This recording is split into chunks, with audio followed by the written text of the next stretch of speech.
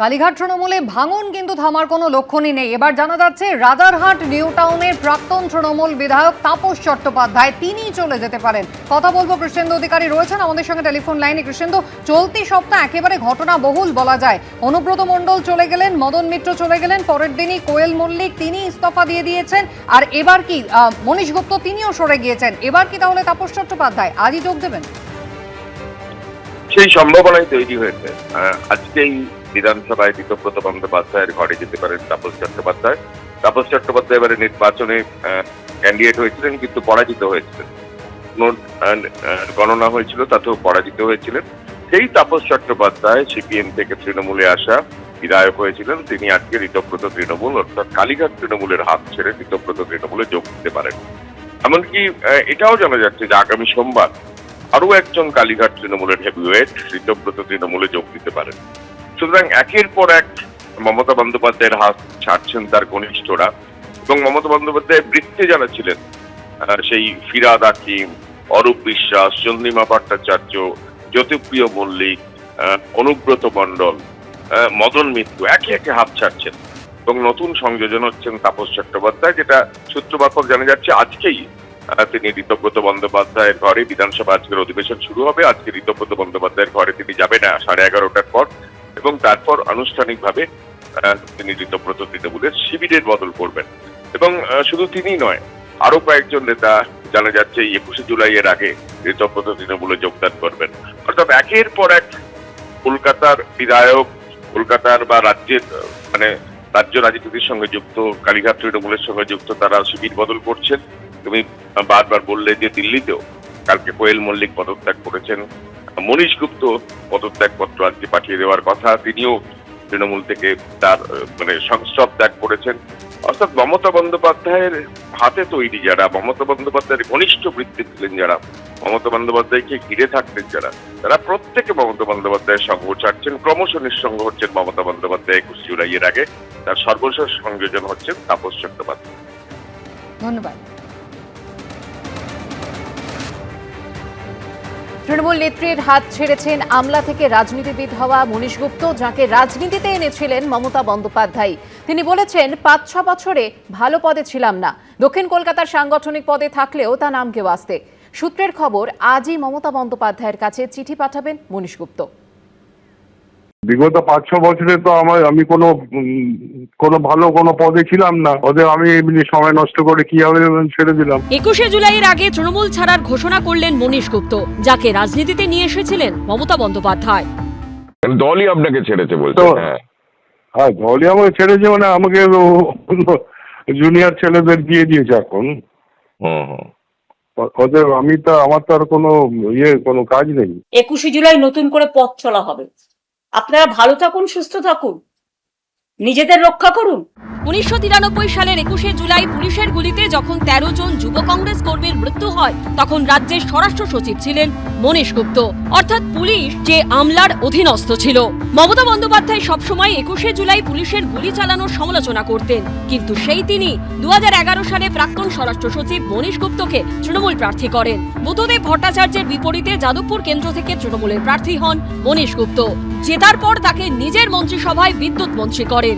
শুধু তাই নয়, 2017 সালে মনীশ গুপ্তকে তৃণমূলের রাজ্যসভায় সাংসদও করেন মমতা বন্দ্যোপাধ্যায়। আমাকে ওনারা যাদবপুরে দিলেন বুদ্ধদেব ভট্টাচার্যের বিরুদ্ধে। তখন কি কেউ ভেবেছিল যে আমি জিতবো কিংবা তৃণমূল ক্ষমতায় আসবে? তা তো কেউ ভাবেনি। তারপরে আমি একটা ভ্যাকেন্সি ছিল, 3 বছর মাত্র আমি এমপি ছিলাম। তারপরে আমি ফিরে এসেছি। তারপরে তো আমি ইলেকশনেও দাঁড়াইনি, 2021-এও দাঁড়াইনি, 2026-এও দাঁড়াইনি। আমি এখন ছেড়ে দিলাম। মনীশ গুপ্তকে মন্ত্রী করা নিয়ে বারবার চরম সমালোচনার মুখে পড়েছেন মমতা বন্দ্যোপাধ্যায়। যিনি 21শে জুলাই শহীদ দিবস পালন করেন, তিনি কি করে সেই সময়কার স্বরাষ্ট্র সচিবকে মন্ত্রী সাংসদ করতে পারেন?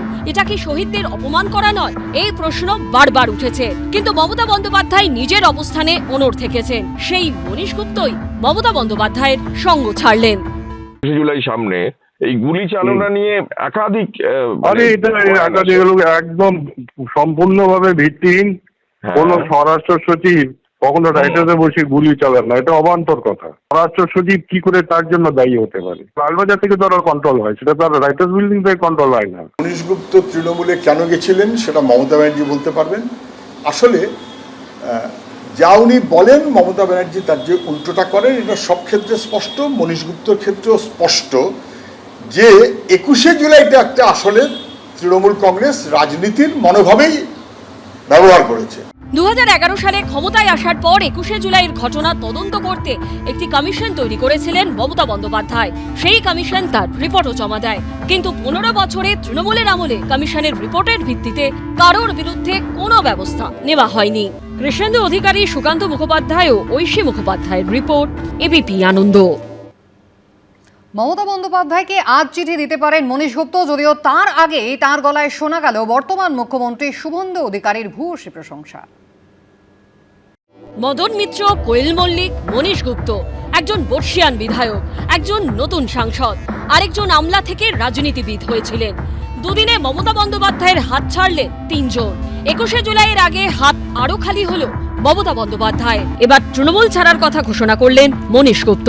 মনীশবাবু, আপনি তৃণমূলের সঙ্গে সম্পর্ক কি ছেড়ে দিলেন? আমি তো তৃণমূলের সঙ্গে নেই, আমি কোনো পলিটিক্যাল পার্টির সঙ্গে নেই, আমি রাজনীতি ছেড়ে দিয়েছি। তো আপনি তো সাংগঠনিক পদে এতদিন ছিলেন, ধরুন দক্ষিণ কলকাতা, সাউথ ক্যালকাটার চেয়ারম্যান ছিলাম, সেটা একটা মানকো আসতে আর কি। আমার তো কোনো অবদান ছিল না ওদের, আমি এমনি সময় নষ্ট করে কি হবে ছেড়ে দিলাম। মমতা বন্দ্যোপাধ্যায় যখন রাজনৈতিক অস্তিত্বের সংকটে ভুগছেন, তখন তৃণমূল ছাড়ার কথা ঘোষণা করলেন মনীশ গুপ্ত। প্রথমে বিধায়ক, তারপর তৃণমূল সরকারের বিদ্যুৎ মন্ত্রী, তারপর তাকে রাজ্যসভায় পাঠান মমতা বন্দ্যোপাধ্যায়। অনুরোধ করে বলবো, প্লিজ 21শে জুলাইয়ের আগে যার যা সিদ্ধান্ত নেয়া, যারা যারা বাঁচতে চান জীবনে লোটা কম্বল নিয়ে, তারা দয়া করে যেখানে ইচ্ছে যান বিজেপির কথা শুনে। মাইকেল মধুসূদন দত্ত লিখেছিলেন যে একে একে নিবিছে দেউটি, যে দমবন্ধকর পরিবেশ ছিল। কে কি রাজনীতি করবেন সেটা তার ব্যাপার, কিন্তু দমবন্ধকর যে পরিবেশ ছিল তা নিয়ে তো সন্দেহ নেই। স্বাভাবিকভাবে দেউটি নিভছে, দেউটি নেবারই কথা। তৃণমূলের সঙ্গে সম্পর্ক ছিন্ন করা মাত্র মুখ্যমন্ত্রী শুভেন্দু অধিকারীর ভূয়সী প্রশংসা শোনা গেছে মনীশ গুপ্তর গলায়। আমাদের যে নতুন মুখ্যমন্ত্রী এসেছেন, উনি তো দক্ষ প্রশাসক এবং উনি জনপ্রিয় নেতা। উনি নিশ্চয়ই বাংলাকে অনেক উঁচু শিখায় নিয়ে যেতে পারবেন, আমার সমর্থন আছে ওনার প্রতি, মুখ্যমন্ত্রীর প্রতি। হ্যাঁ, নিশ্চয়ই। 2 মাসের যে পারফরমেন্স মুখ্যমন্ত্রী, খুব মানে নতুন উদ্দীপনা এবং আরো সুন্দরভাবে প্রশাসনটাকে উনি সাজাচ্ছেন। তারপরে অর্থনৈতিক দিকে যেভাবে ইন্ডাস্ট্রি আনা, ওটার প্রচেষ্টা চলছে।